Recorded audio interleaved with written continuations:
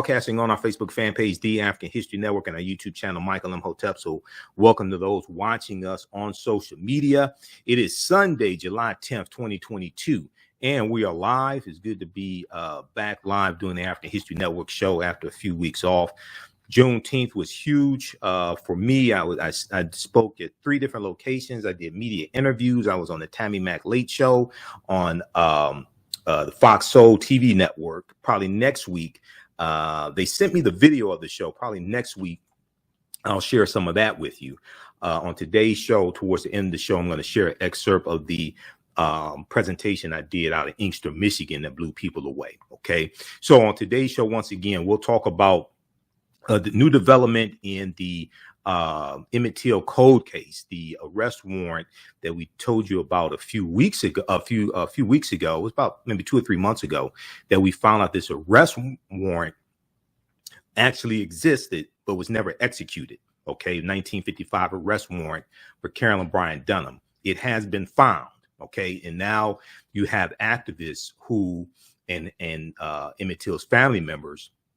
They want this arrest warrant executed. We're going to talk about the Woman King movie that debuted September 6, 2022, starring Viola Davis. This deals with the African female warriors of Dahomey, the Ahosi or the Mino. And I teach about them in the online class that I teach on Saturdays, Ancient Kemet, the Moors, and the Ma'afa, Understanding the Transatlantic Slave Trade, what they didn't teach you in school.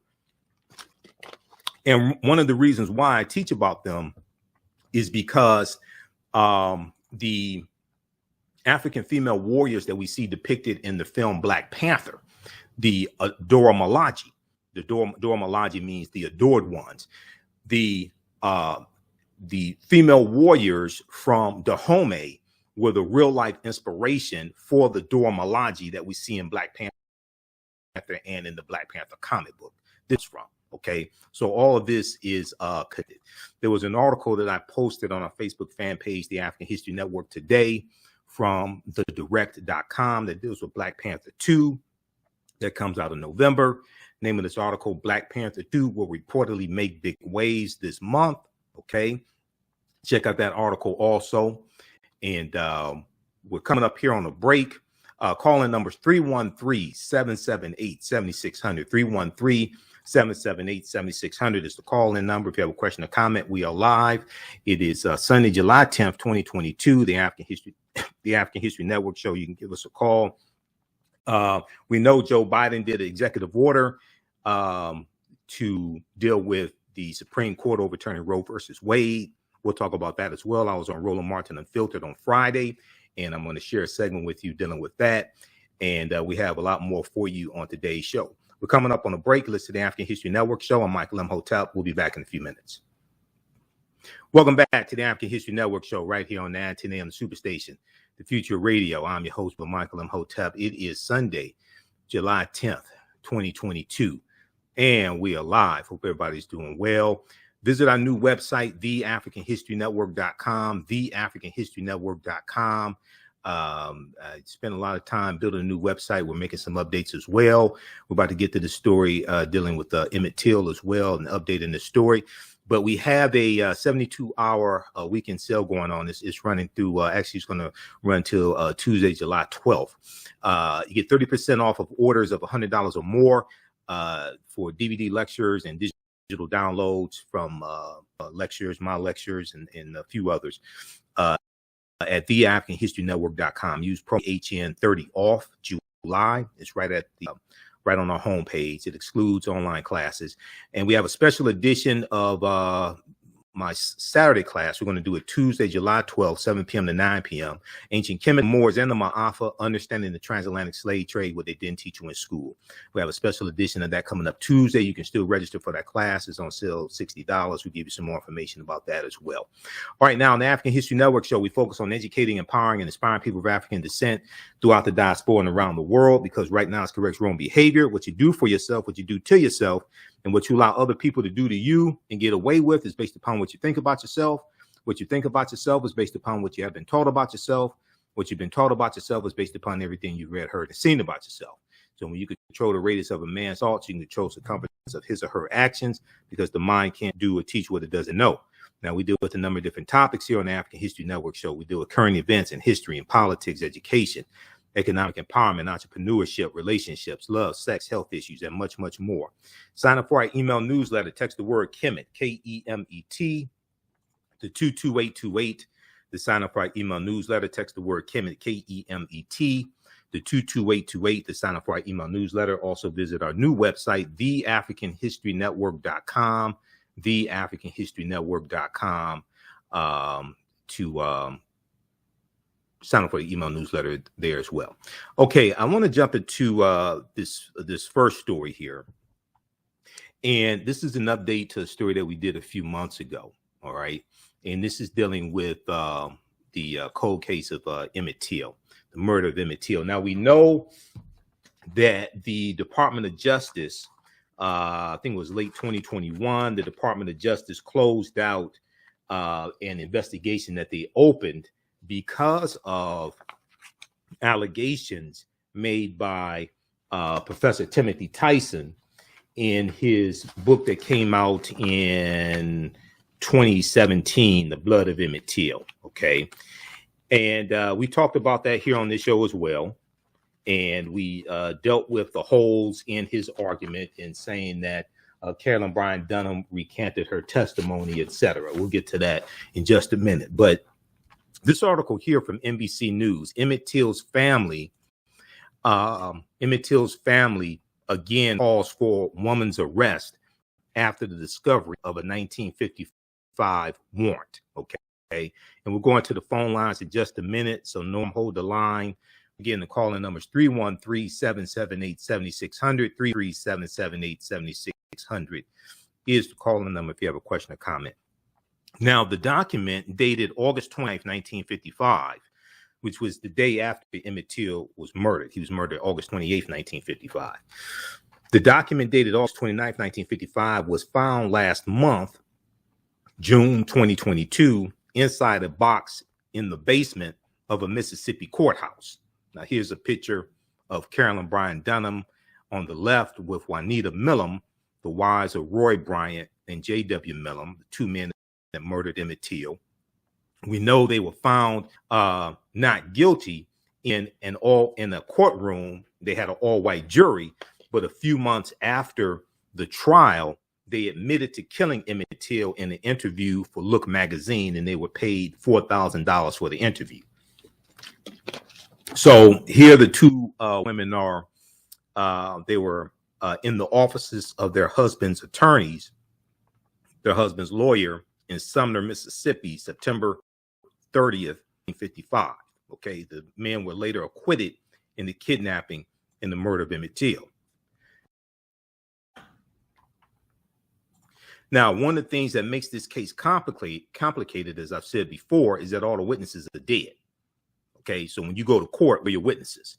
This article is from July 7th, 2022. The family of Emmett Till urged authorities Thursday to move on a recently discovered unserved warrant from 1955 that charges a white woman in the black teenager's murder and kidnapping. Okay, and this arrest warrant was for kidnapping. Okay, this arrest warrant was for kidnapping. Now, the arrest warrant was never served because the authority said, well, she has two young children and they didn't want to bother her. Okay, Mamie Till's son, Emmett, was dead. They didn't want to bother this white woman. Now, Emmett Till's cousin, Priscilla Sterling, pressed District Attorney W. Dwayne Richardson, whose office would handle a potential prosecution, to issue the warrant, the arrest warrant for Carolyn Bryant Donham, okay, the wife of Roy Bryant. Now, Carolyn Bryant Donham, identified as Miss Roy Bryant in the warrant, unearthed last month, June 2022, in the basement of the LaFleur County Courthouse, was married to one of the two white men tried and acquitted just weeks after Emmett Till was abducted from a relative's home, killed, and dumped in the Tallahatchie River. Now, Sterling said, Priscilla Sterling said, quote, "The family wants Carolyn Bryant to face justice. The family wants Carolyn Bryant to face justice." She told this to Report on Thursday, July 7th, 2022. "We want her to at least come here and defend herself," end quote. Now, the district attorney did not immediately respond to a request for comment. LaFleur County Sheriff Ricky Banks was not immediately available for comment, but he told the Associated Press last month that he had never before heard of the arrest warrant. Okay, and it was basically a few months ago that we heard about the arrest warrant for the first time. We didn't know that there was an arrest warrant for kidnapping that had been issued for Carolyn Bryant Donham in 1955. Sheriff Banks, the Florida County Sheriff Ricky Banks, said, "I quote, I will see if I can get a copy of the warrant and get with the DA and get their opinion on it." Sheriff Banks said, according to the Associated. The warrant is dated August 29th, 1955. August 29th, 1955, the day after Emmett Till was lynched. And the arrest warrant was inside a file folder that had been placed in a box, said Circuit Clerk Elmus Stockstill, ELMUS, Stockstill, who certified the document as genuine. Now, although the two men, J.W. Millam and Roy Bryant, were acquitted by an all-white jury, they deliberated for something like 45 minutes, something like that. They later admitted to killing Emmett Till in an interview in Look magazine. Now, if you watch Eyes on the Prize, and I have the Eyes on the Prize on DVD. I bought the box set from Amazon. If you Eyes on the Prize starts with the kidnapping and murder of Emmett Till. And they talk about the trial. And you have the brother from the Amsterdam News. You had Congressman Charles Diggs from Michigan, African-American Congressman from Charles Diggs from Michigan. They go down to Mississippi for the trial. And African-American news media across the country are there. It was a segregated courtroom. It was like going back in time. It was a segregated courtroom. And they give a firsthand account of what it was like in this courtroom in Mississippi and hearing this trial and seeing an all-white jury and seeing African-Americans sitting on one side of the courtroom, white people sitting on the other side, and the jury deliberating for something like less than an hour, something like 45 minutes, coming back with a not guilty verdict. And everybody knew that these two white men killed Emmett Till. Everybody in Mississippi knew that these were the two white men who killed Emmett Till. Now, although the two men, J.W. Millam and Roy Bryant, were acquitted, they later admitted to killing Emmett Till in a magazine. It was Look magazine. They were paid $4,000 for their interview. But because of double jeopardy, they could not be tried again for the same crime. They admitted to killing him. Okay. And Roy Bryant said something to the effect that he said that they were just trying to scare him. They didn't plan to kill him, but then Emmett Till said something, and he said he looked at Emmett Till and said, "Boy, you're never going to see your mother again." Something to that effect. Now, last year, 2021, a federal investigation that re-examined the murder ended after the Justice Department failed to find proof that Carolyn Bryant Donham had lied. Now, we broke this down extensively here on this show, and not only that, I walked you through the 16-page report from the Department of Justice. I ain't deal with no he said, she said. When you actually read the 16-page report from the Department of Justice, you see why they couldn't against her. Number one, she maintained that she did not recant her testimony. Two, her daughter-in-law also was interviewed. Her daughter-in-law said she never recanted her testimony. Her daughter-in-law was present for the two interviews that Professor Timothy Tyson did with Carolyn Bryant Donham in 2008. And the question I have, the first question that back in 2017, when the story broke that, oh, she recanted her testimony. Okay. When you go and read through those articles and look for the evidence, There's no evidence she recanted her testimony.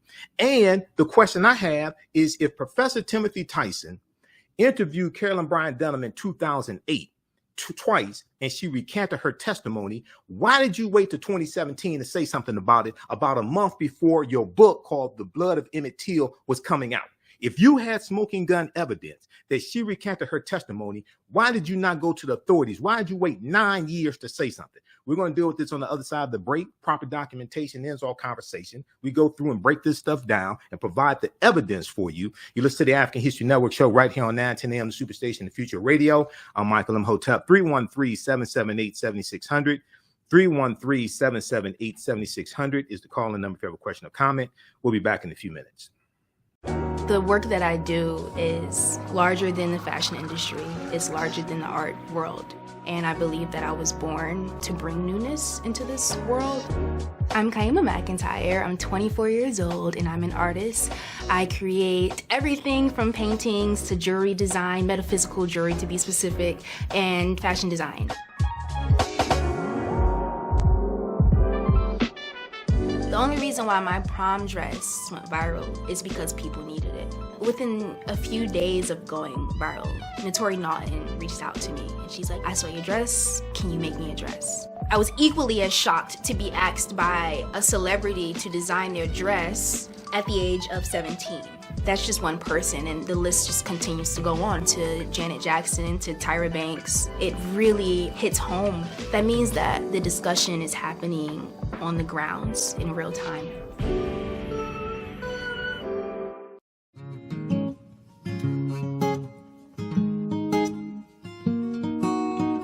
IDO Network International, in collaboration with STL Black Woman, DACA, and ACTA, present the Royal Pilgrimage to the Americas, August 24th through the 28th. The African kings and queens are coming to you for business, networking, and sharing of Pan-African ideals. The venue will be the illustrious En Garde Arts Hotel in St. Louis, Missouri. A royal cultural experience and exhibitions, trade and investment opportunities in Africa, the Caribbean, and the Americas. A Royal Pan-African Summit hosting keynote speakers, and a red carpet banquet. Come and witness an African royal coronation ceremony. Register at www.idonetwork.org to book your ticket to wine and dine with African royalty. Vendor opportunities available. Get face-to-face with the royals who own the land and resources for business. Contact DACA for deal room information at 602-730-4572.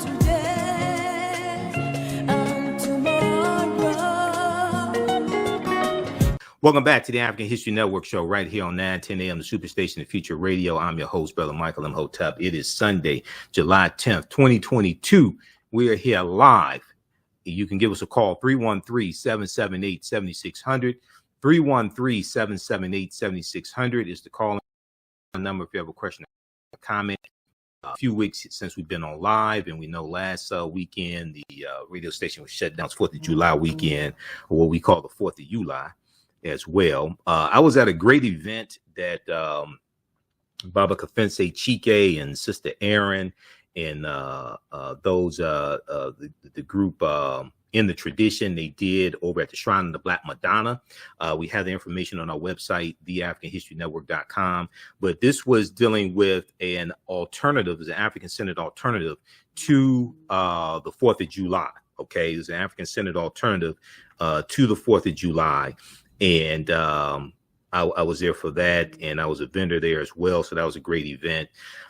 And they read excerpts of Frederick Douglass' speech, "What to the Negro is the 4th of July." Okay. So, I was all over the place for Juneteenth as well. All right. I want to go, before we go any further, I want to go to the phone lines. Let's go to Norm, who's been holding. Hey, Norm, welcome to the African History Network show. Tell us where you're calling from, Norm. Thanks for holding. I'm calling from Tampa. You calling from? Okay, speak up a little bit. Your voice is a little muffled, Norm. Yeah, and my voice is a little muffled. You said? Yeah, it's a little muffled. Okay, you said you're calling from Tampa, Florida. It's muffled. Right. Okay. And hold on there. Okay, are you on a Norm? Are you on a Bluetooth earpiece? Okay, go ahead and talk. Go ahead and talk. Yeah, I just took it off. Okay, yeah. That works better. That That sounds better better. now? Yeah, go ahead. All right. Well, I'm calling them, but here's the thing, man. I wanted to ask about the Atlantic slave trade. Transatlantic slave Hello? trade. Yes.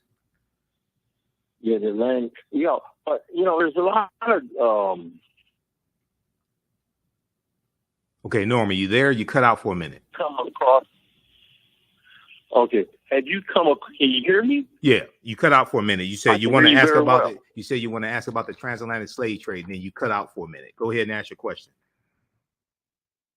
Yeah, but it deals with more than the transatlantic. There was a trans-Indian Ocean slave trade too. Yeah, dealing with the Portuguese and the Arabs. Information.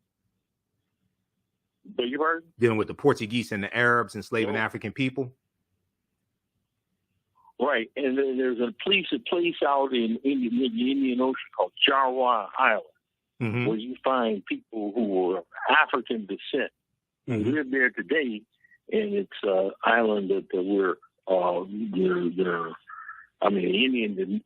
mining government wants to get rid of them. The Jawa, yeah. So you have the Centralese there. Yeah. So if you read The Destruction of Black Civilization by Dr. Chancellor Williams, because the Arabs started enslaving African people going back to about the 8th century AD, and the Arabs were enslaving African people hundreds of years before Europeans started the transatlantic slave trade. Yeah, but when you say Arabs, the Arabs there were black people too. I mean, they were black Arabs, but they were still classified as Arabs because Arab is not a race. Arab is a culture. Right. So there was a So there was a just a second. Let me ask you a question. Just a second. Let me ask you a question because this is only a 2-hour show and I got a lot of information to get to.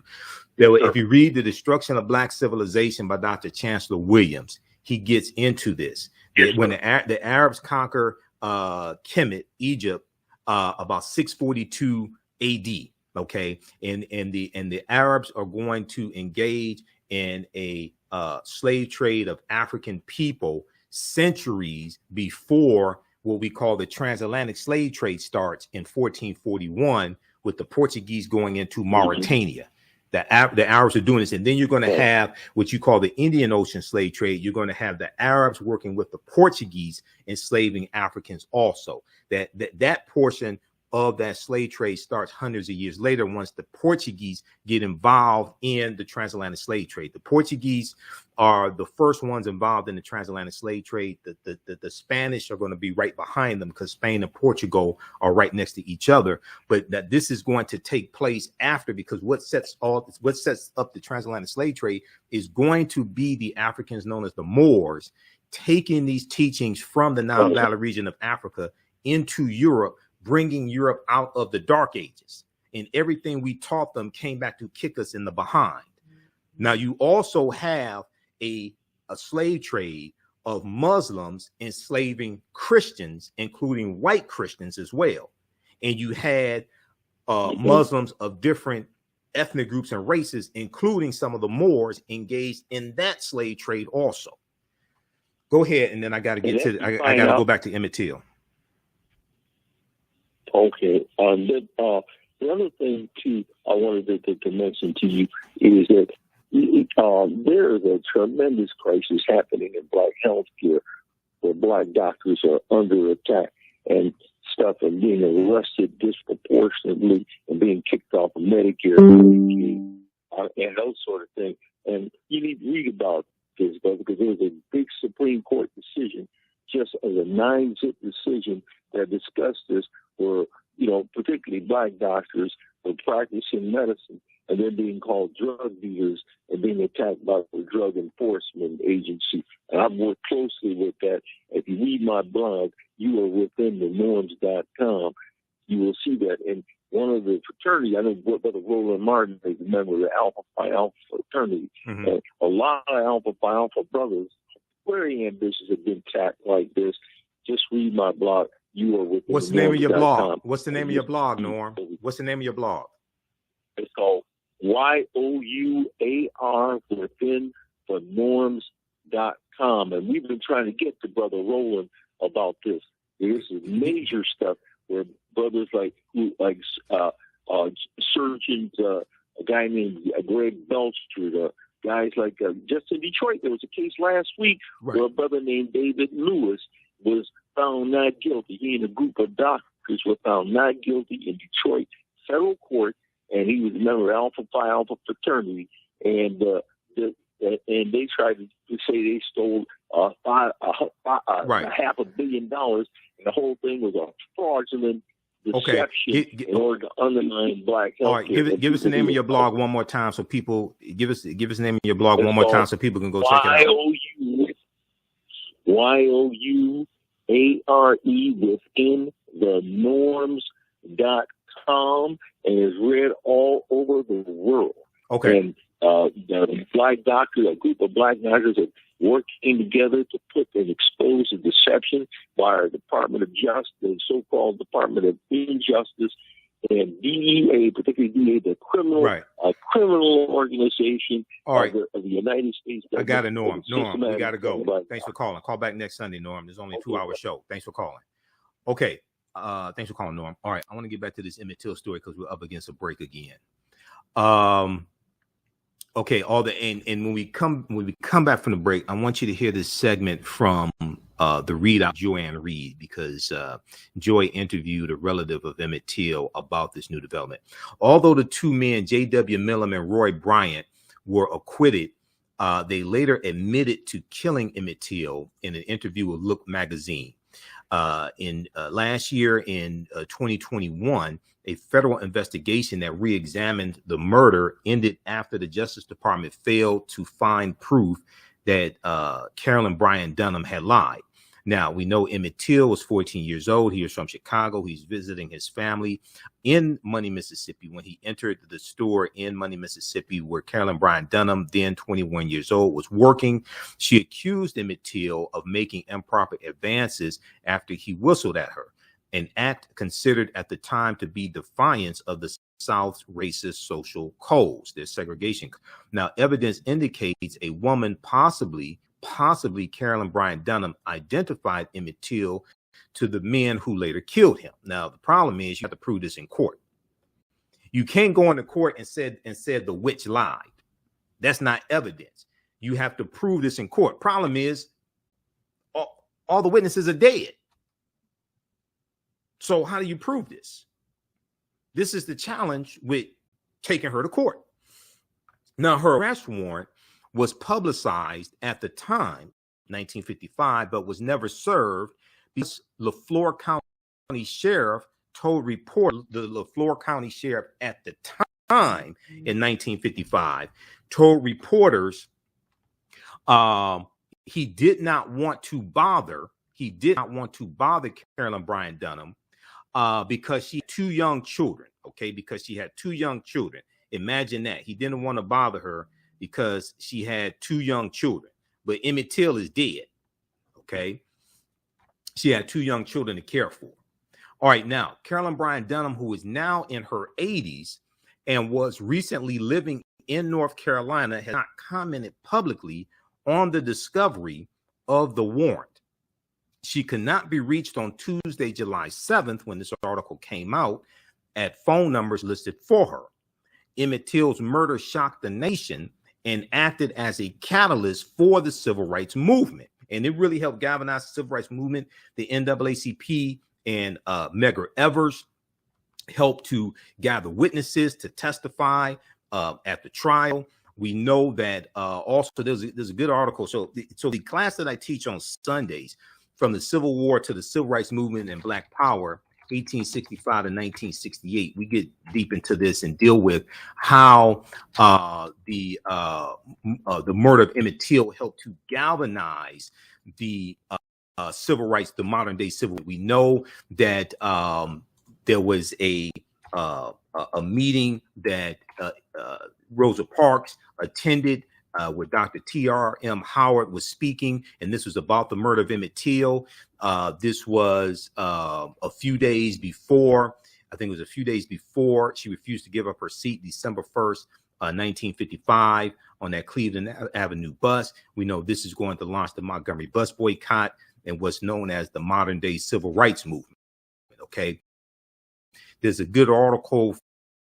There's a good article from history.com, the official website of the History Channel, called "How Emmett Till's Murder Galvanized the Civil Rights Movement." How Emmett Till's murder galvanized the Civil Rights Movement. This is from February 3rd, 2017. You listen to the African History Network show. I'm Michael Imhotep. We'll be back in a few minutes.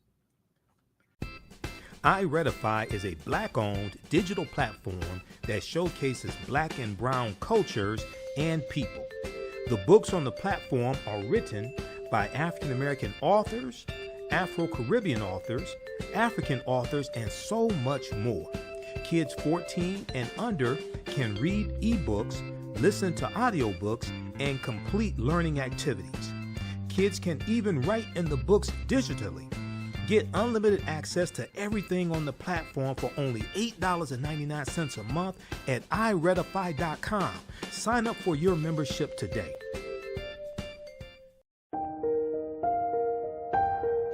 What does self-care mean to you? To us, it's an opportunity to reconnect with nature. A chance to create something remarkable. At Sage and Elm Apothecary, our handcrafted skincare and household products immerse you in Earth's sweetest nectar, connecting you to nature in a way you never imagined. See for yourself and visit us at sageandelmapothecary.com. Welcome back to the African History Network show right here on 910 a.m. the Superstation, the Future Radio. I'm your host, Brother Michael Imhotep. It is Sunday, July 10th, 2022, and we are live. Calling numbers 313-778-7600. 313-778-7600 is the calling number if you have a question or comment. I know it's been a few weeks since we've been on live, so you can give us a call. If you call in, please keep your comment short or question short, because I have a lot of information to get through. All right. Okay. Also, visit our new website, TheAHNShow.com, TheAHNShow.com. We're going back to the Emmett Till story, the update in the cold case of Emmett Till's murder. Going back to that in just a minute. We're going to this clip here from the Readout with Joanne Reed as well. She interviewed a relative of Emmett Till. Our new website, TheAHNShow.com. You can support the African History Network through PayPal, paypal.me/TheAHN Show, Cash App, $, TheAHN Show. This helps us keep doing the research, stay on the air, keep broadcasting, pay some of the bills, etc. This is our Cash App account, $TheAHN Show, SHOW. These other ones, and there are a few other ones that are not shown here, are fake African History Network Cash App accounts. I've already launched an investigation. I've already had Cash App launch investigation. I'm trying to get these fake ones shut down because they've been stealing money from us. We have a 72-hour sale going on until Tuesday, July 12th. Get 30% off orders of $100 or more, excluding online courses. So my lectures and some others, DVD and digital downloads at our new website, TheAfricanHistory.com. Okay, we have the information there. You can also register for the online history classes I teach normally on Saturdays and Sundays. Now we have two special sessions. One is going to Tuesday, July 12th, 7 p.m. to 9 p.m. of Ancient Kemet, the Moors, and the Ma'afa, Understanding the Transatlantic Slave Trade, what they didn't teach you in school, 10-week online class. And then on Wednesday, July 13th, 7 p.m. to 9 p.m., a special session from the Civil War to the Civil Rights Movement and Black Power, 1865 to 1968. Those classes are on sale, $60 each, regularly $130. We have a bundle pack where you can register for both classes for $100. We do the sessions live. All the sessions are archived and recorded. As soon as you register, you can go back and watch the classes like we did the past few weeks, and you can join us in class for the next classes Tuesday and Wednesday. Okay, I want to go back to the story here, and I sent you that clip, Jalen, so we want to go to that here in just a minute.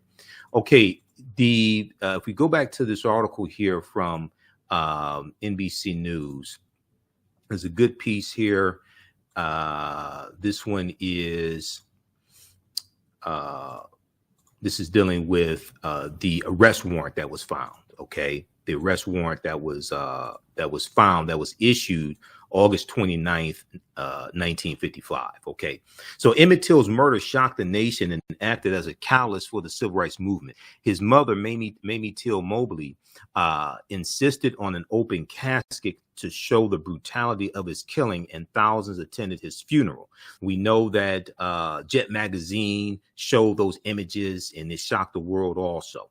Now, Malik Shabazz, a lawyer who, not Minister Malik Shabazz here in Detroit, but this is Malik Shabazz, a lawyer who appeared with the Emmett Till family Thursday, said the effort to bring Carolyn Bryant Donham to justice was worth pursuing despite Dunham's age. She's in her 80s.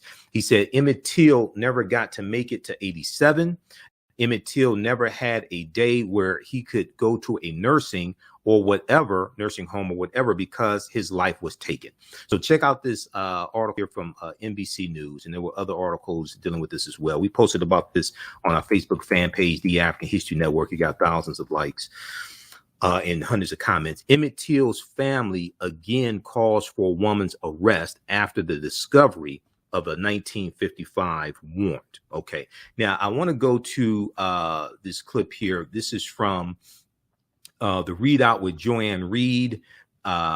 This is from June 30th, is this the right one? June 30th, 2022. Carolyn Bryant must be indicted for role in murder, kidnapping of Emmett Till, his cousin says. Joanne Reed interviewed Emmett Till's cousin, and trying to get her name here. Okay, well, we'll hear it in the I was trying to see if they listed her name here, but okay, let's go to this clip, Jalen. It has been nearly 67 years since Emmett Till was abducted, tortured, and lynched in Mississippi after the 14-year-old black boy from Chicago who was visiting family in Mississippi was accused of making advances at a white woman. In an amazing discovery last week, a team searching a Mississippi courthouse basement for evidence in the case uncovered an unserved 1955 arrest warrant charging that same woman for Till's kidnapping. Included in that team were relatives of Till. They're now calling for the woman, Carolyn Bryant Donham, now in her 80s, to be arrested. Donham was married to one of the two white men who were tried and acquitted for Till's brutal murder, shockingly, by an all-white jury. Maybe not so shockingly given this country's history. They later confessed to the killing. The arrest warrant against Donham was publicized at the time. But get this, the sheriff told reporters that he did not want to, quote, bother Ms. Bryant, since she had two young children to care for. American history. With me now is Deborah Watts, Emmett Till's cousin and co-founder of the Emmett Till Legacy Foundation. She was part of the team that discovered the warrant. Thank you so much for being here, Ms. Watts. I want to take you back to that discovery. What were you all looking for in that courthouse, and how did you come upon this incredible document? Well, I'll just tell you, it was a team of about 5 of us. It was the second opportunity to search. There was a team that went towards the end of March after we had a meeting with the Department of Justice, the FBI investigator, and the DA Richardson. And so at that time, they told us there was nothing to do. And we knew all along that this warrant for Carolyn Bryant's arrest was never served. Keith Beauchamp, who is an award-winning filmmaker and was responsible for the investigation that reopened the case in 2004, made sure that we understood that. And so a collective group of us went to the courthouse in LaFleur County, Greenwood, Mississippi, to search for that warrant. And we knew that one bit of evidence had never been served, and we wanted to find it amongst other things that we thought might be there. But we did find it, and we are hoping that this leads to the at least the execution of the warrant to Carolyn Bryant Donham, charging her in the kidnapping and murder of Emmett Lewis Till, because she's culpable in that, without malice, without hate, or without vengeance. Okay, we're going to pause it right there. We're going to pick this up on the other side of the break. That was Deborah Watts, a cousin of Emmett Till. We're going to give you some more information on this. And also, I want to just walk you briefly through the 16-page report from the Department of Justice. And we did this when they released the report late last year. And you see why they could not bring charges. Okay, they investigated all this stuff floating around in media. Oh, she recanted the testimony, all this stuff. They investigated all that and keep coming up with zeros, keep coming up with nothing. You listen to the African History Network show. I'm Michael Imhotep. We'll be back in a few minutes. What does self-care mean to you? To us, it's an opportunity to reconnect with nature. A chance to create something remarkable. At Sage and Elm Apothecary, our handcrafted skincare and household products immerse you in Earth's sweetest nectar, connecting you to nature in a way you never imagined. See for yourself and visit us at sageandelmapothecary.com. iRedify is a Black-owned digital platform that showcases Black and Brown cultures and people. The books on the platform are written by African-American authors, Afro-Caribbean authors, African authors, and so much more. Kids 14 and under can read ebooks, listen to audiobooks, and complete learning activities. Kids can even write in the books digitally. Get unlimited access to everything on the platform for only $8.99 a month at iRedify.com. Sign up for your membership today. A number of different topics here on the African History Network show. We do recurring events and history and much, much more. We're going to give you an update on what's going on. This is about self-preservation. We have to extinguish the fire of white supremacy. See, elections have consequences. Catch it all right here on 910 AM Superstation. The views and opinions expressed on any program are those of the producers and or the persons appearing on the program and do not necessarily reflect the views and opinions of 910 AM Superstation or Adele Media. Welcome back to the African History Network show right here on 910 AM Superstation, the Future Radio. I'm your host, Brother Michael Imhotep. It is Sunday, July 10th, 2022, and we are live. Calling numbers 313-778-7600, 313-778-7600 is the call-in number if you have a question or comment. We'll go to the phone lines in a few minutes here. I'm going to finish this clip. This is an interview that Joanne Reed did with Deborah Watts. Deborah Watts is a cousin of Emmett Till. When we go back to the phone lines, we'll go to Willie. So Willie, hold the line. Once again, the call-in number is 313-778-7600.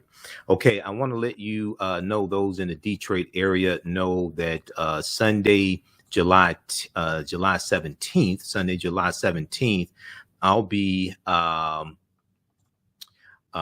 at Chandler Park. Okay, there's a family fun day part 2 taking place Sunday, July 17th, 2022, 1 p.m. to 6 p.m. This is free and open to the public, free and open to families at Shed Number 1. This is a pop-up shop. They're going to have free things there. It's a good family environment. We're going to put this on our website, TheAHNShow.com, TheAHNShow.com, so you can get more information. You'll be able to visit the vendor booth of the African History Network. I'll be there. I'll have my DVD lectures. You can come talk to me. We'll be registering people also for the online history classes that I teach. And Chandler Park Drive, Detroit, 12801 Chandler Park Drive, Detroit. Okay. This is organized by Boss Legacy, Family Fun Day, Part 2, 2022, July 17th, 2022. Okay. All right. So we'll put that information at our website, AfricanHistoryNetwork.com. All right. I want to go back to this interview here from June 30th, 2022. This is from the Readout with Joanne Reed. She's speaking to Deborah Watts, who's a cousin of Emmett Till. Let's go back to this clip, please, Jalen. We want justice served. And so we were just excited, ecstatic, happy, very emotional at the time when we found it in the lower level of the LaFleur County courthouse area in the business there. And Carolyn Bryant Donham, she, the book, The Blood of Emmett Till, which brought a lot of people, younger people, to this story that only knew about it from, history class if it's illegal to teach in their state. in that book, Carolyn Bryant Donham, she actually gave an interview to that author, and then she took back her previous admissions that she lied about your cousin, about Emmett Till. Do you want her arrested? Pause it right there, Jalen. Pause it right there. Pause it right there. Pause it right there. Back that up about 20, 30 seconds. That is false. Carolyn Bryant Donham has not recanted her testimony. And when after this, see, I don't know who prepped Joanne Reed for that segment. That is blatantly false. I know what the headline said. I reported on this back in 2017 when that information came out. When you go through and read all those articles, there's no evidence she recanted her testimony. This is why the Department of Justice had to close their investigation. See, I actually read the 16-page report that the Department of Justice released explaining why they had to close the investigation. Go back to the clip, please. Area in the booth there. Carolyn Bryant Donham, she, the book "The Blood of Emmett Till," which brought a lot of people, younger people, to this story that only knew about it from history class if it's illegal to teach in their state. That in that book, Carolyn Bryant Donham, she actually gave an interview to that author, and then she took back her previous admissions that she lied about your cousin, about Emmett Till. Do you want her arrested and put under oath to get her to, under oath, say what she did? Well, we think the evidence speaks for itself, and we think that the sheriff needs to serve that warrant to Carolyn Bryant. The DA needs to impanel a grand jury, and then they need to bring Carolyn in to be a part of that and indict her being culpable in the murder and, first of all, the kidnapping of Emmett Louis Till. Absolutely. But Carolyn definitely was there. I mean, the FBI investigation and other reports and the admission by Dale Schillinger, who was the FBI investigator at the time, he received an admission from that two other young men had been brought to her to identify them. And of course, we know what happened with Emmett. Those two other young men were accosted. They were thrown out, beat up. Some of them were beat up. But Emmett, what happened to Emmett? He was kidnapped and murdered later. So there had to be an identification. Carolyn Bryant could be the only person that would do that. And in fact, in the documents that we found, there was an affidavit for her arrest as well. Also, the address of Mose Wright, who identified her. He had right. So they talked to him, and this kidnapping took place, of course, Joy, before the murder. So justice needs to be served. It's time, and Carolyn needs to be brought to justice. I just want to very quickly, before we run out of time, ask you, I mean, you were at 6, 7 years old when your cousin was murdered. How did, his murder and this historic funeral that Mamie Till opened the casket so that the world would have to see the results of it? Were you at that funeral? How did his death impact your family?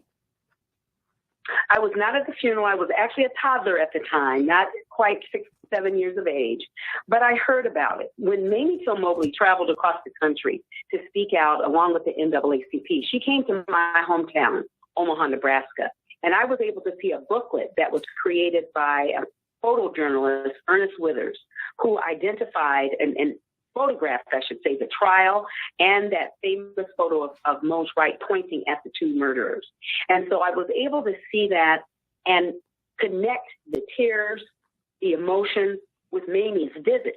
And see, even as a toddler, I was able to become emotional about it. But later in years, Mamie Till Mobley is my shero. And we oftentimes had conversations about what happened, who was responsible, and what kind of justice she wanted. Yeah. She did not want, she did not, I would say this, she didn't want to have any type of hate towards Carolyn Bryant or vengeance, and we hold that in our hearts as well. We just want justice served, just as we wanted, just as we wanted it as well. Indeed. Deborah Watts, it's such an honor to talk to you. Thank you so much, and the best to your family, and we wish you very much luck in pursuing this case. Thank you, Deborah Watts. Okay, pause right there. Thanks, Jalen. Okay, that was from June 30th, 2022. That is from the readout with Joanne Reed. Good interview, except for that inaccurate information that Joy disseminated that came from headlines But when you actually dig deeper into that, it's false. Carolyn Bryant must be indicted for role in murder, kidnapping of Emmett Till, his cousin says, June 30th, 2022. The readout, that's at msnbc.com. You can watch that clip in its entirety. Now, let's go to, now back in April of April 2022, we know the Detroit News had the article, Emmett Till's relatives want the woman who accused him prosecuted for 1955 kidnapping. Also, Yahoo News, by any means, Emmett Till's family calls on authorities to use 1995 kidnapping warrant. Should be 1955. They have a typo in their headline. 1955 kidnapping warrant to apprehend woman who was wrongly accused Chicago teens. So these are articles we reported on this back when this happened. This is Detroit Free Press, an article from the Detroit Free Press, along with my notations as well. Now let's look at this here. Now this is when this came out. I talked about this December 6, 2021. Emmett Till notice to close file. This is the 16-page report from the Department of Justice explaining why they had to close the file on Emmett Till. They kept running into dead ends when they go in. All these claims floating around in the media and all this stuff. It's easy to say things on shows. It's easy to say things in a book. When you go to court, the burden of proof is on the prosecution. You have to be able to prove your case based upon the evidence. As Denzel Washington told E! Training Day, it's not what you believe, it's what you can prove. That's what this is. Now, go back when this came out in December 21, we went through this here on this show. Go read this. This is from the Department of Justice, justice.gov, official website of the Department of Justice.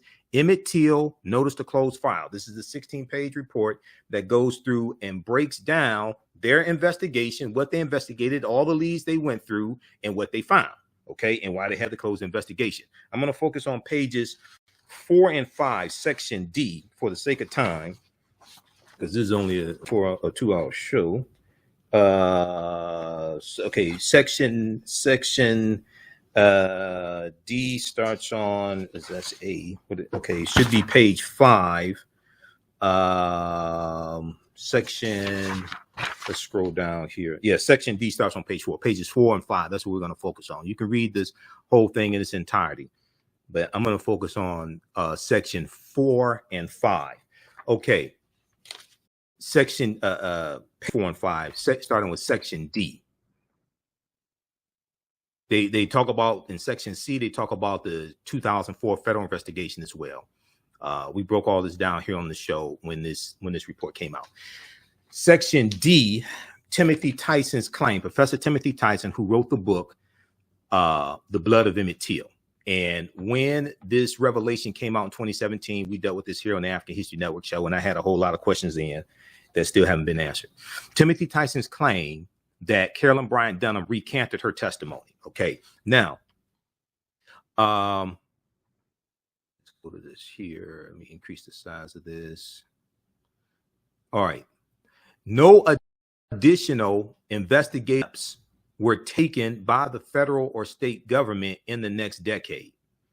Then, shortly before the publication of his book, The Blood of Emmett Till, Timothy Tyson, who's a professor, Professor Timothy Tyson, revealed to several media outlets that Carolyn Bryant Donham had, during an interview with him nearly a decade earlier, recanted the account that she had provided under oath during a hearing at the trial of Roy Bryant and J.W. Miller. Now, just keep in mind, people are saying, oh, bring up a perjury charge. Keep in mind, perjury charges are between 5 to 7 years after they are committed, after perjury is committed.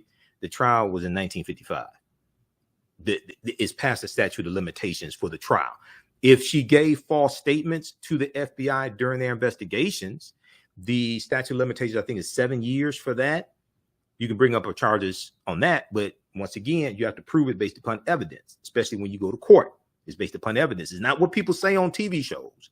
It's based upon the evidence. Now, Professor Timothy Tyson's account suggested that Carolyn Bryant Donham lied in court in 1955 and lied to the FBI, which would be a crime if you can prove it, and lied to the FBI. Let's go back to this. Timothy Tyson's account suggested that Carolyn Bryant lied in court and lied during the FBI's 2004 investigation. Okay, now the statute of limitations for the 2004 investigation have expired. It's basically 7 years. That'd be 2011. The investigation that the FBI just closed in 2021, that's still within the statute of limitations. That's still, so if you can prove that she lied in the statements that she gave to the FBI, well, then that's grounds for prosecution. But once again, you have to prove it based upon evidence. And, you know, one of the problems is all the witnesses are dead. Specifically, Professor Timothy Tyson stated that Carolyn Bryant Donham admitted that her representation that Emmett Till had made verbal and physical advances toward her, in the store was, quote unquote, not true. The FBI went through, they investigated all this. Now, in the book, in Professor Timothy Tyson's book, which was published the following month in 2017, Professor Timothy Tyson wrote that Carolyn Bryant Donham said, quote, I have thought about everything Emmett Till, the killing and the trial, telling who did what to who. And then she murmured, quote, they're all dead now anyway, according to Timothy Tyson's account. They're all dead now anyway. He wrote that while, quote, trying hard to distinguish fact from remembrance, Carolyn Bryant Donham revealed a story different from what he thought he knew about the incident. Specifically, he represented that Carolyn Bryant Donham handed him a transcript of her sworn testimony and claimed that part's not true. What part's not true? When you go through and read those articles, they quote this part. She said that part's not true, according to Timothy Tyson. He doesn't say what part is not true. We're going to continue this on the other side of the break, get deeper into the actual report from the Department of Justice that goes through and investigates all this stuff circulating in the media, things like this. Now, this was before the arrest warrant surfaced. Okay, but they go through and they show why they had to close this investigation. You listen to the African History Network show right here on 910 AM Superstation Future Radio. I'm Michael Imhotep. We'll be back in a few minutes.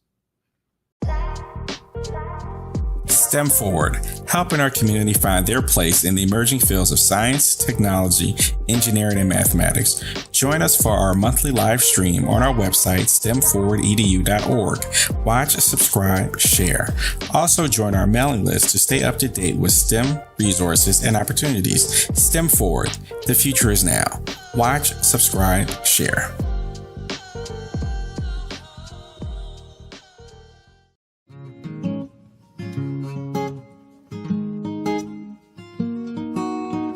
IDO Network International, in collaboration with STL Black Woman, DACA, and ACTA, present the Royal Pilgrimage to the Americas, August 24th through the 28th.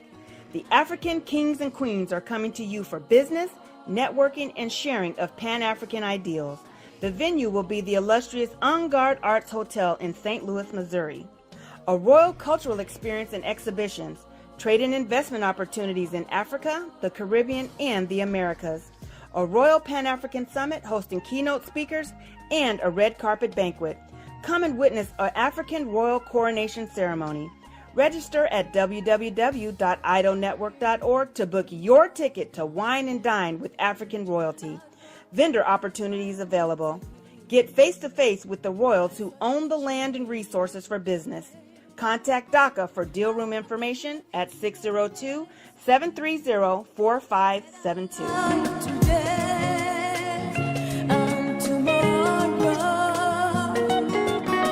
Welcome back to the African History Network show right here on 910 AM Superstation Future Radio.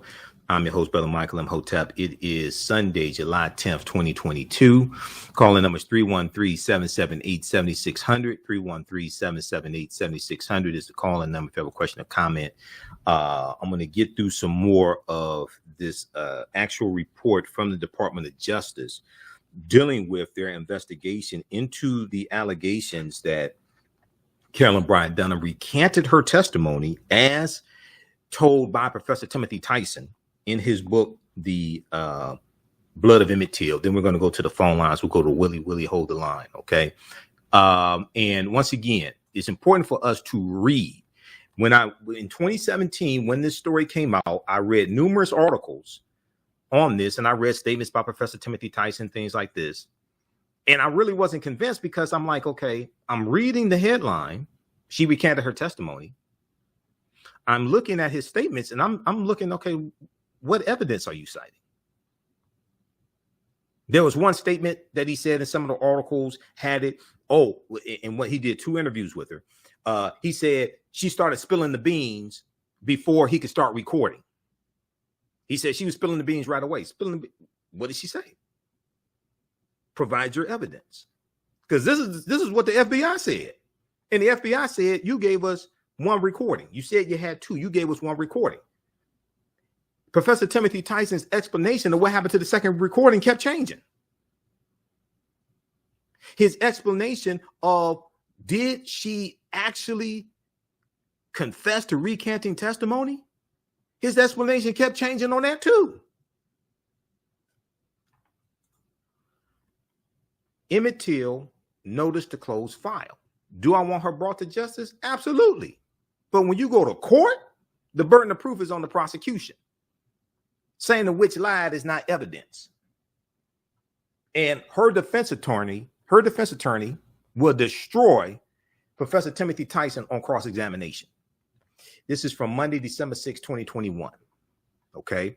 And this starts out, it talks about the fact that, and I'm going to information I'm sharing is on page 4. Okay. Page 4 starts section D. That's, to me, the most important stuff here. They go through, and on page 2, when they go through and look at this, it starts, I want to start with the paragraph in early 2017. Okay, so formally this case, okay, next one right here. This is page 2. In early 2017, new information emerged suggesting that Carolyn Bryant Donham recanted her claims that Emmett Till had assaulted and propositioned her in the store. Timothy Tyson, a university professor who had written a book, The Blood of Emmett Till, alleged during a book promotion tour that Carolyn Bryant Donham had during an interview with him nearly a decade earlier. Why'd you wait so long to say something? Nearly a decade earlier, in 2008, recanted the account that she had provided under oath in proceedings related to Roy Bryant and J.W. Millam's trial. Okay. Once Professor Timothy Tyson, once Tyson's assertion about the recantation was made public, members of Emmett Till's family, state and federal public officials, advocacy groups, journalists, and other interested parties requested an investigation into, and if possible, prosecution of Carolyn Bryant Donham. Now, shortly after the books, so this stuff came out, they said, can you look into this? Can you investigate this? The Department of Justice opened up an investigation. When they open up an investigation, they're going to investigate. They interviewed a bunch of people, all these claims. They interviewed Carolyn Bryant Donham and her daughter-in-law, because her daughter-in-law was present for both of the interviews.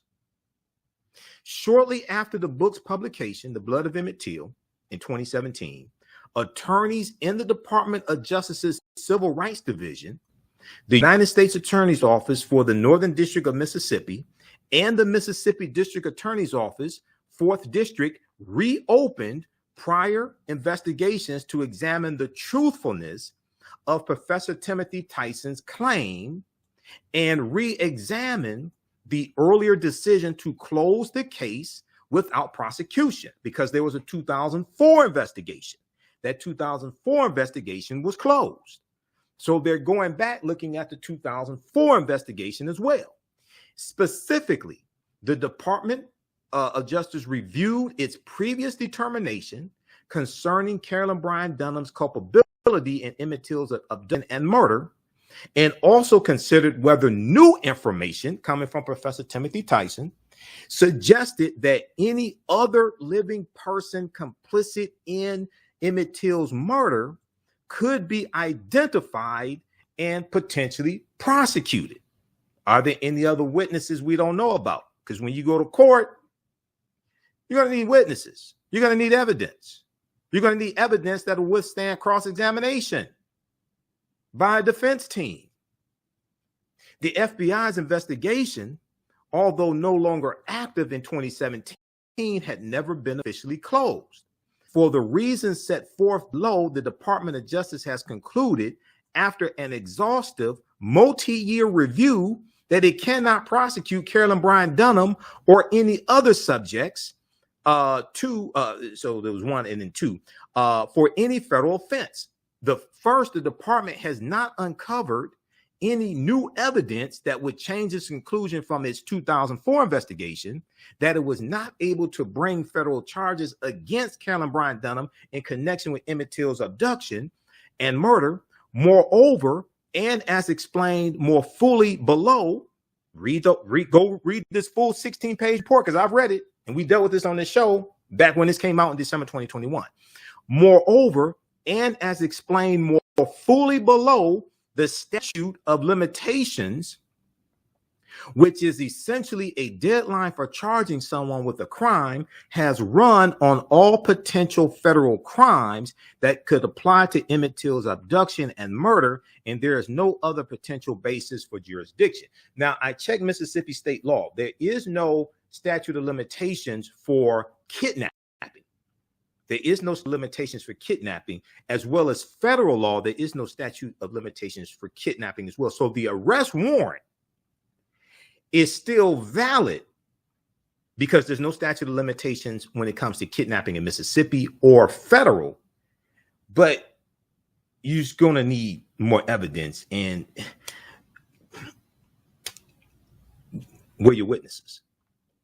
Additionally, the department cannot prosecute Carolyn Bryant Donham either for perjury, which is lying while under oath in relation to the 1955 state trial in Mississippi, or for previously making false statements to federal investigators. The statute of limitations has run for any charges, state or federal, as I already said, for lying under oath. It's usually between 5 to 7 years. And for any charges that could be based on false statements Carolyn Bryant Donham made to federal investigators during the 2004 investigation, because the statute of limitations ran out for the 2004 investigation. Finally, the Department of Justice cannot charge Carolyn Bryant Donham for making false statements during the current investigation. Donham was re-interviewed in 2017, at which time she denied having ever recanted her court testimony. So you got to prove in court that she recanted her testimony, and you need evidence. The department thus considered whether it could charge her with making false statements in relation to the current investigation, the one they just closed in December 2021. But to prosecute for making a false statement to federal investigators, the government would have to prove beyond a reasonable doubt to a jury, based upon the evidence, not what's in the headline, but based upon the evidence, the government would have to prove that she intentionally lied when she told FBI agents that she never recanted her prior statements. She'd have to prove. She maintained she never recanted her prior statements. Her daughter-in-law that was present for the 2 interviews that Timothy Tyson did, her daughter-in-law was interviewed in this investigation. She says she never recanted her statements. The burden of proof is on the prosecution, so you have to prove she did. Timothy Tyson said he lost the audio recording of the recantation. He said he had 2 audio recordings. He said, and the FBI said, you gave us one. There's no recantation on this audio recording. He said he lost the second one. Let me get this straight. You are interviewing her for a book. You do 2 audio recordings and you don't back your stuff up on external hard drives? I have 7 external hard drives to back this work up that I do. You didn't back this stuff up on external hard drives? That doesn't sound right. We'll deal with this on the other side of the break, and we'll go to the phone lines as well. You listen to the African History Network show. I'm Michael Imhotep. We'll be back in a few minutes. Yeah, we do. A number of different topics here on the Haitian Migrants Show. We do current events of history and so much, much more. We're going to give you an update on what's going on. This is about self-preservation. We have to extinguish the fire of white supremacy to exercise consequences. Catch it all right here on 910 AM Superstation. Welcome back to the African History Network show right here on 910 AM the Superstation, Future Radio. I'm your host, Brother Michael Imhotep. It is, are we still supposed to say that tagline in Future Radio? I've been on the air on 910 for 6 years. So, I mean, I'm trying to figure out. I remember when they said 910 is on fleek. I'm like, what the hell is this?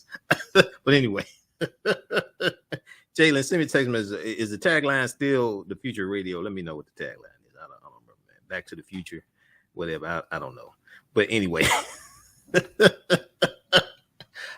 Man, come on, man. I started on Steve Hood's show in the mornings, Thursday mornings. It was on 7 a.m. to 9 a.m. So calling numbers 313-778-7600, 313-778-7600 is the calling number. It's Sunday, July 10th, 2022, and we're on live. First time we've been on live in the I think our last live broadcast was June 12th.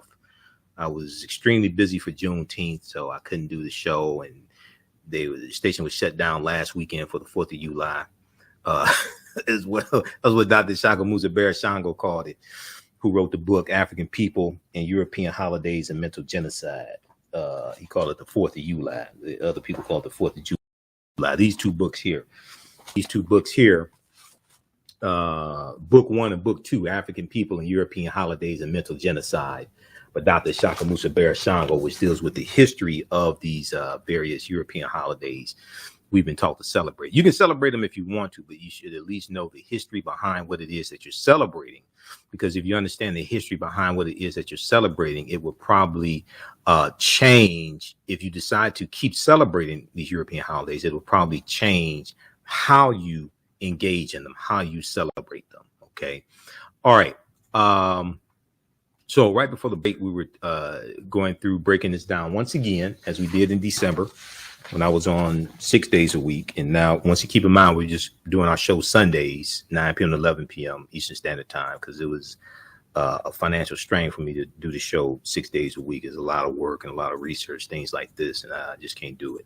So we're back to just doing Sundays, 9 p.m. to 11 p.m. If you follow us on our Facebook fan page, The African History Network, and our YouTube channel, Michael Imhotep, I'll be doing some broadcasts during the day, during the week as well. But doing radio 11 p.m. at night is causing me to stay up late, get to bed late, get up late the next morning, things like that. So we're just back to once a week. Well, we appreciate the opportunity, though, from 9, 10 a.m. WFDF. Okay, back to this here, and then we're going to Willie on the phone lines. This is page 2. We're still on page 2 now. I think we're back. I think it's on page 3 of the Department of Justice investigation. Okay, so finally, the department cannot charge Carolyn Bryant Donham for making false statements during the current investigation. That's the bottom of page 2, last paragraph. Okay, but to prosecute Carolyn Bryant Donham for making a false statement to federal investigators, the government would have to prove in court, not in the media, in court, beyond a reasonable doubt, based upon the evidence, that she intentionally lied when she told FBI agents that she never recanted her prior statements. You have to prove it based upon evidence. This necessarily means that the government would have to prove beyond a reasonable doubt, try to tell you, beyond a reasonable doubt, that when Carolyn Bryant Donham talked to Professor Timothy Tyson, she did, in fact, recant testimony from the state proceedings. As explained more fully below, the alleged recantation is not well documented. This is what I'm trying to see. This is different. When they do their investigation, this is different than articles being written. This is different than Joanne Reed saying what she wants to say on her show. When they actually go investigate and interview people and look at the evidence, it's something entirely different. As explained more fully below, the alleged recantation is not well documented, and Professor Timothy Tyson's own account of the recantation cannot be independently corroborated. This would prevent the government from proving beyond a reasonable doubt that Carolyn Bryant Donham recanted her testimony when she spoke to Professor Timothy Tyson over a decade ago, and consequently that she lied to FBI agents when she denied having done so. When you go to court, it's a different story. Okay, so that's on page 2 and 3. Now, we were talking on page 4, section D, Timothy Tyson's claim that Carolyn Bryant Donham recanted her testimony. Section D starts on page 4. We were dealing with that, and we were continuing on page 5 with section 4, current FBI investigation. I want to go to the phone lines. I want to go to Willie, who's been holding. Willie, welcome to the African History Network show. Tell us where you're calling from, Willie. Thanks for holding. Hey, Mr. Imhotep, can you hear me? Yeah, I can hear you. Go ahead. Oh, okay. Hey, good Sunday night. I'm calling you from Detroit. Detroit, okay. Hey, glad you're back on the air again. Yep, thanks. Oh, Carolyn Bryant Donham. Mm-hmm. I got the name correct. Let me start by saying this. You know, there was a couple of passages in the scriptures that came to mind when you first began to speak on this subject tonight, and one is that I can't tell you where they're found, but one goes, be sure your sins will find you out. Mm-hmm. There's another passage that says that God will not acquit God will not acquit the wicked. And thought about a news story I heard on the news that ties into this in a sense. Mm-hmm. There was a Nazi war criminal, 101 years old. Mm-hmm. He's so old, he's wheelchair bound. Right. Well, you know, they showed him in the wheelchair during the court hearing. He's going to have to spend the rest of his time in jail. Right. I saw they took him out on a stretcher. One of them I saw they took out on a stretcher. Yep. Well, I think that was a different case. This was a case where this guy was in a wheel. It may have been the same. This guy was in a wheelchair. Mm-hmm. And my point is that, that horrible excuse for a human being, I'm referring to Miss Carolyn Bryant Donham, deserves no less. Right. Now they put him on trial in Germany, right? Was that in the U.S. or Germany? They put him on trial. I think that was overseas. Yeah, that was overseas. That's in Germany. Probably in Germany. Yeah. Okay. You're dealing with a different legal system. Number one, but two, they probably had evidence.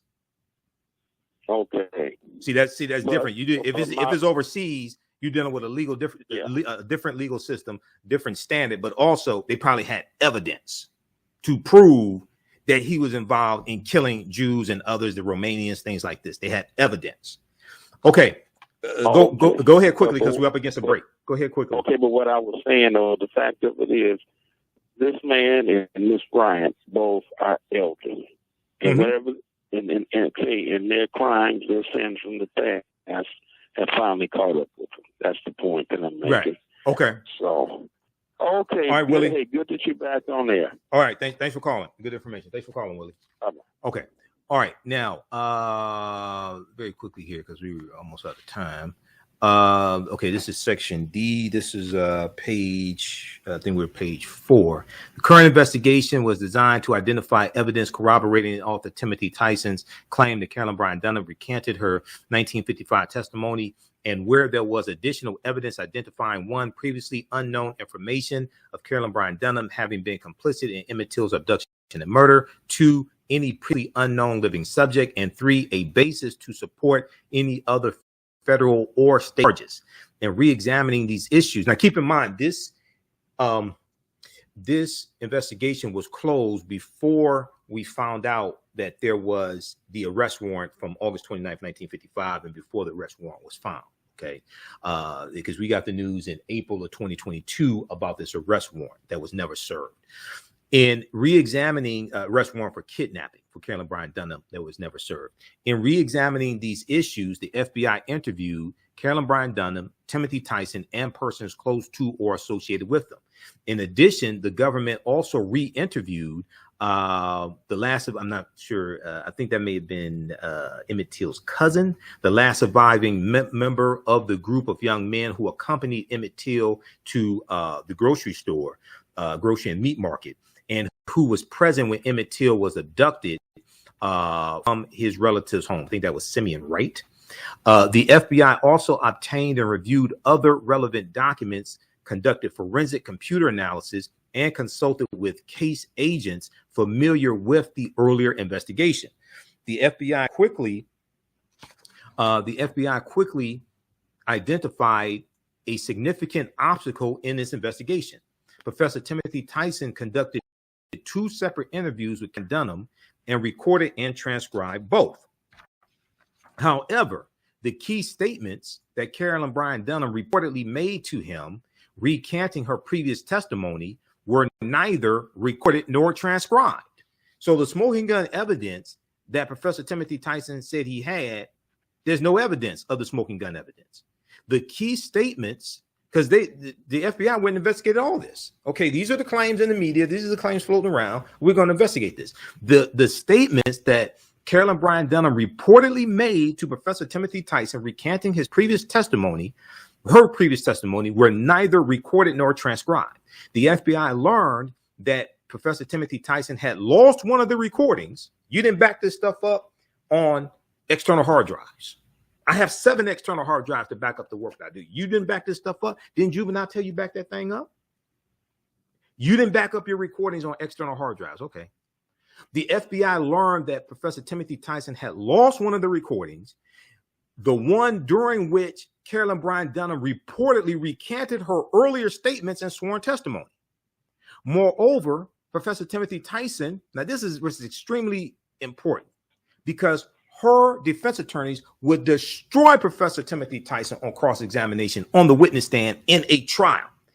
Professor Timothy Tyson gave inconsistent explanations of whether there had ever been a recording of the admission, and if not, why none had been made. What were the headlines on this? Yes, we want her brought to justice, but you got to have evidence in court.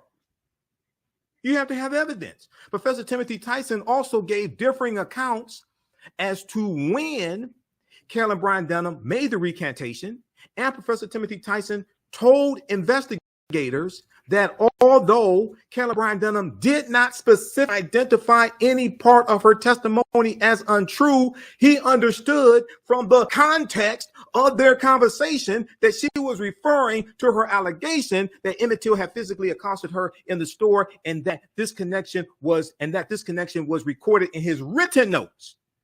Timothy Tyson's notes, however, do not include such a connection. Go on to court with that. We'll be back. You listen to the African History Network show. I'm Michael Imhotep. We'll be back in a few minutes. Welcome back to the African History Network show right here on 910 AM Superstation, the Future Radio. Okay, Jalen, I want to go to clip 2. This is from Roland Martin Unfiltered. I was on Roland. I'm a panelist each Friday on Roland Martin Unfiltered. I was on Friday, July 8th, and we were dealing with President Joe Biden's executive order dealing with dealing with the Supreme Court decision to strike down Roe versus Wade, and his executive order protecting women's reproductive rights. Okay, so I just sent you a clip also, which is going to be clip 3, Jalen. We're going to go to clip number 2 from Roland Martin Unfiltered, and then I want to go to clip 3 as well, because that's when he comes to me, because we're running out of time here. Okay, so let's go to clip number 2 from Roland Martin Unfiltered, Jalen.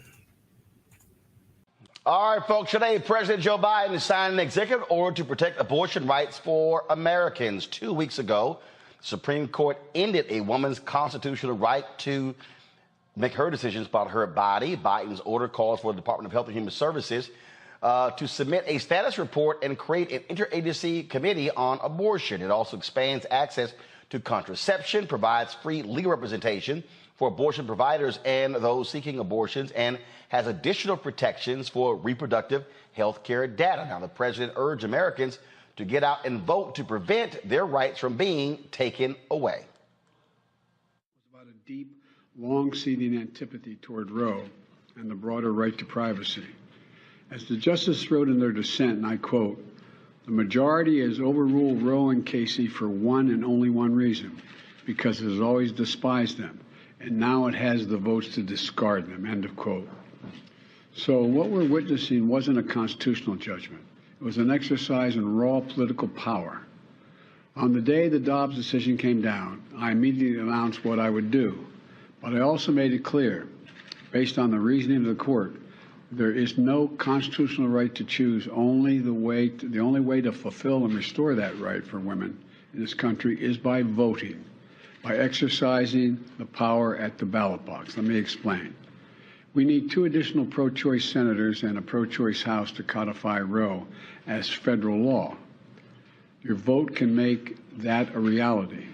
I know it's frustrating, and it made a lot of people very angry, but the truth is this, and it's not just me saying it, it's what the court said.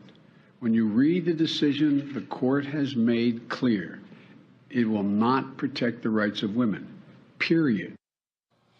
All right, folks, let's talk about this with our panel. Kelly Bethea, communications strategist, Michael Imhotep, host, the African History Network show, Matt Manning, civil rights attorney. Okay, hey, Jalen, do me a favor. Go to clip 3. Jalen, go to clip 3 and start that at the 5:46 mark, okay? Clip 3. Here's what I find to be laughable, Michael. Again, this is the letter from Texas, from the Texas Freedom Caucus. They actually said, to the extent that Sitley is facilitating abortions performed in violation of Article 4512.1, it is exposing itself and each of its partners to felony criminal prosecution and disbarment. The letter also details proposed legislation to be introduced in Texas that will impose additional civil and criminal sanctions on law firms that pay for abortions or abortion travel. The Freedom Caucus would like to impose felony criminal sanctions on anyone paying for an abortion, allow private citizens to sue over it, a la SB 8, and any lawyer who furnishes the means for procuring an abortion knowing the purpose intended will face disbarment. Now, here's what's pretty stupid about this, Michael. First of all, Texas law does not travel across state lines. Right. That's first. Right. You can't say, oh, if you did pay for it in Texas, but it happened elsewhere, then the law applies to you. No, it doesn't. You're only able to govern what happens in your state. But I need people watching and listening to understand that this is the extent that these Republicans are going to trying to go to threaten Americans for making their choices. That's what we're talking about here.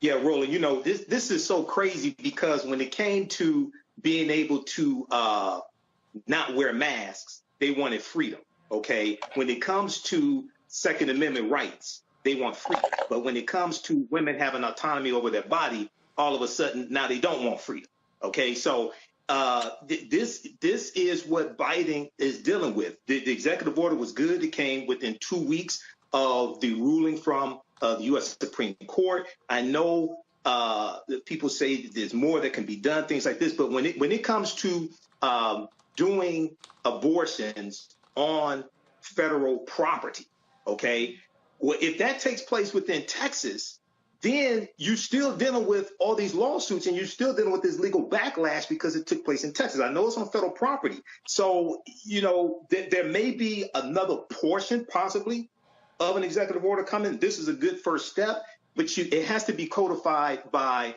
Congress. It has to be codified by Congress, which is why it's important. It was important for him today to drive home the point again that you need at least 2 more Democratic senators, and not Democrats like Joe Manchin, but the right type of Democrats who will vote to codify Roe versus Wade. And I would say you need more than 2, because as you've talked about here on this show before, Roland, you have some Democratic senators in states that have Republican governors. If something happens to one of them, that Republican governor can replace them with a Republican senator and tilt the balance of the Senate. So this is high stakes grandmaster level chess that we're dealing with. So this is extremely important, but this is a good first step.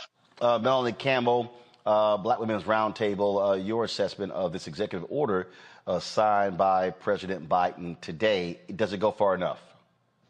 Oh, I think it's what he can do from the pulpit of the White House, from the executive branch.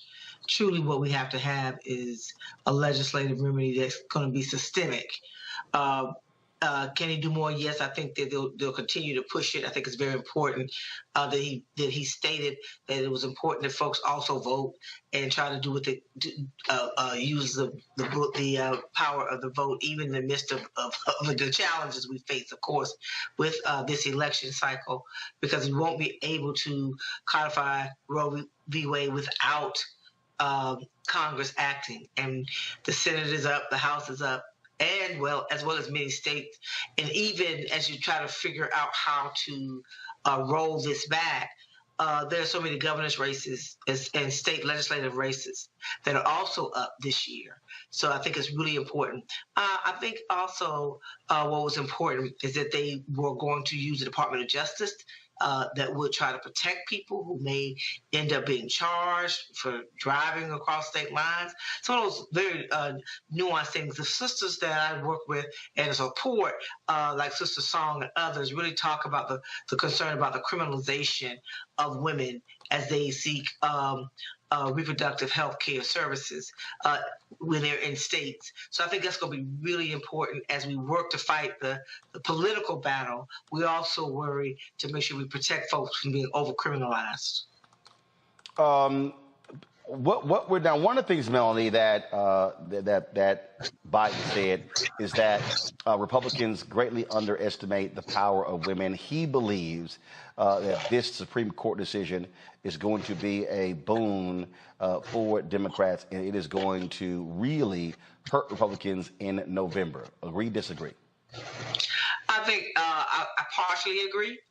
I think that there's nuances to that for Black women. There are other really critical issues that impact us, but generally, I think younger women along lines of age, when you're looking at women who are in their reproductive years, having that concern and waking up to it. One of the things that happened a lot when we were in New Orleans for Essence Festival weekend, the kinds of conversations we were having, there was a sense of urgency by younger women who were trying to figure out, now this is really happening, my rights are being taken away, just trying to figure out what to do and how can what is it that we can do to fight back.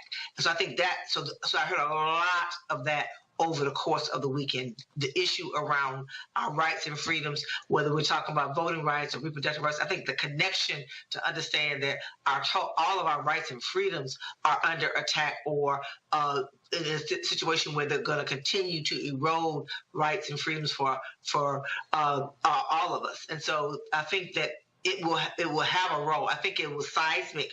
It was such a major shift in rolling back, just like we were out there in the streets a year ago and continue to fight, of course, around voting rights.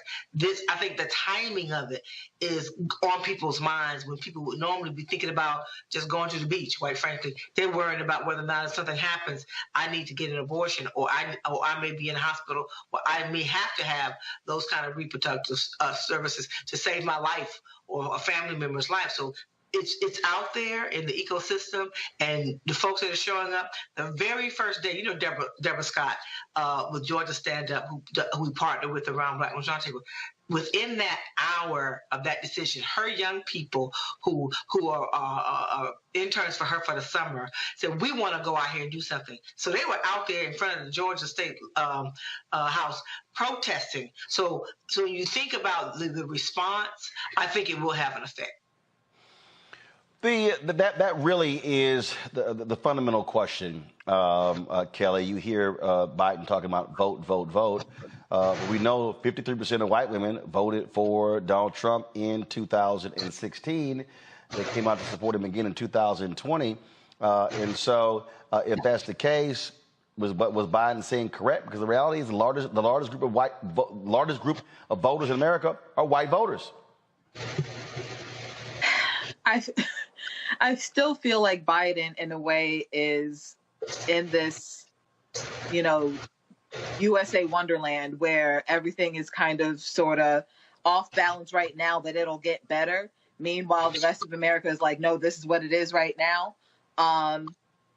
I won't have any faith until I see the votes come in. Like, I feel like I learned my lesson after Trump got elected, not to trust in polls, not to trust in much of any type of analysis thus far that says anything outside of, you know, the nitty gritty being, you know, white supremacy is ruling the white people right now.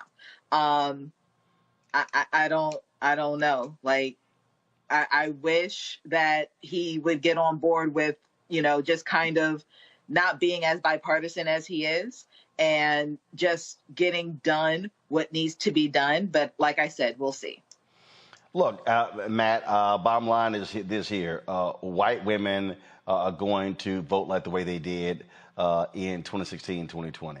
Me personally, I don't all of a sudden see these white Republican women going, oh my goodness, this is going to be our most fundamental issue. I don't think so. Now, independent women, that could be the case.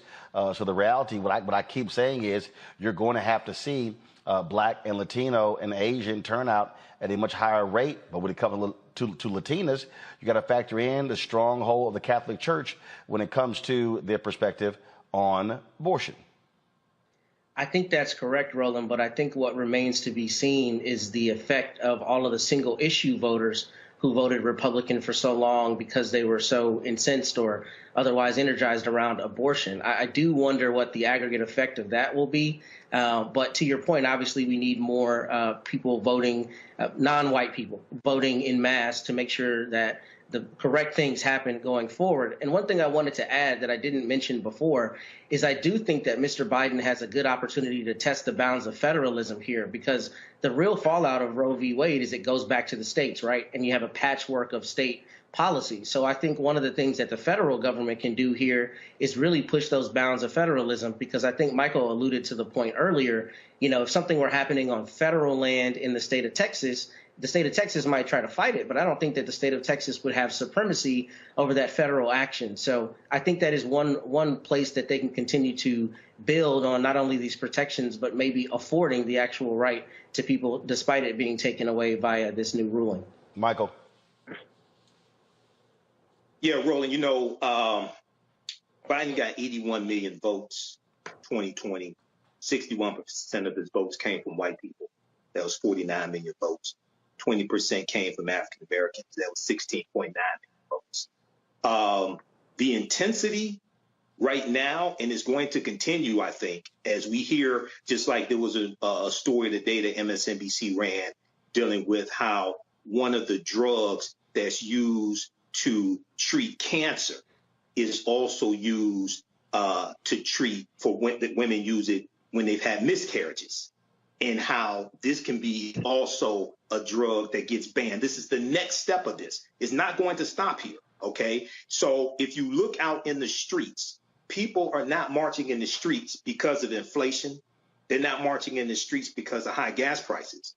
But women are marching in the streets of different races, are marching in the streets because their constitutional right to safe abortions has been taken away. So I think this is different in some respects to 2020, because now you're actually dealing with the Supreme Court ruling and taking away a constitutional right they've had for 50 years, as opposed to in 2020 or 2016, they were saying it could happen. Okay, so I think I'm not saying all white women are going to vote for Biden. That's not what I'm saying. But I think the game has changed here.